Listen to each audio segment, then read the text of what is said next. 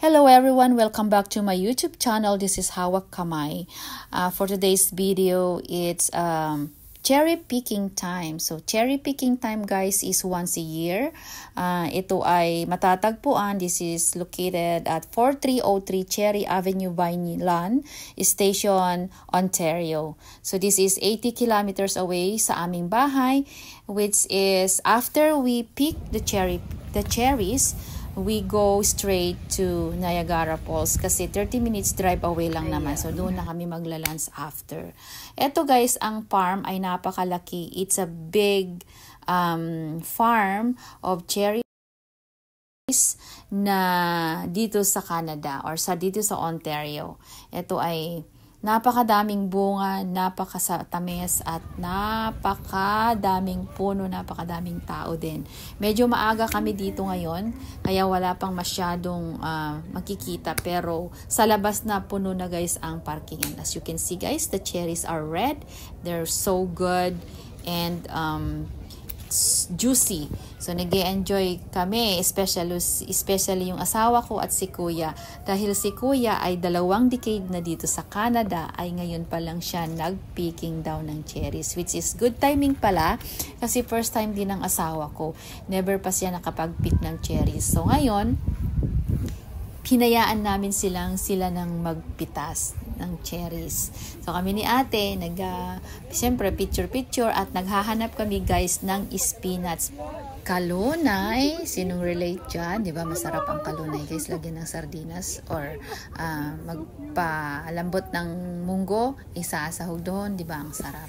Ayun, hinanap namin guys doon sa mga gilid-gilid ng fence, marami po doon. At nakakuha naman kami ng siguro half plastic bag. So ayun guys, sila Kuya at ang asawa ko, pinupuno na nila yung aming bucket dahil tinulungan namin sila nung una, and then hinayaan na namin na sila nang magpuno dahil kami naman na ay naglalakad-lakad na nagkukuha ng video. O diba?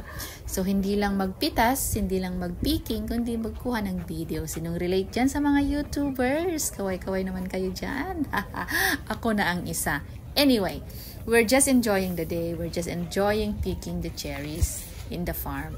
Ayan, ito ay napakaluwang, napakalaki or hectares guys na farm ito na pinuntahan namin.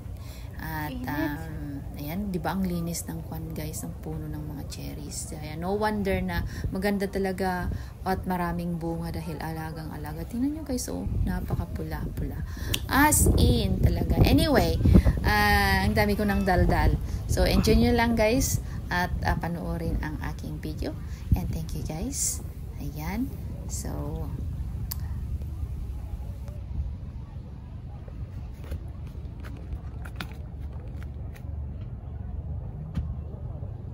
ayan. Hi.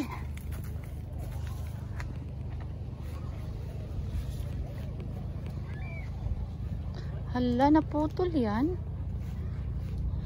Ay, hindi. Talagang nagbaw yung tree. Alright, guys. Nandito na ako.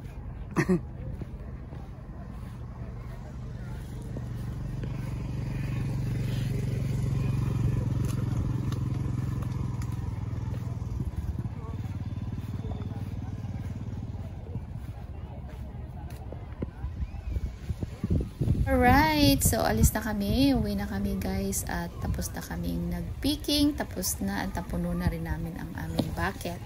Alright, thank you everyone for watching. Shout out to all my subscribers and followers. Thank you again and again. Bye, see you again on my next vlog.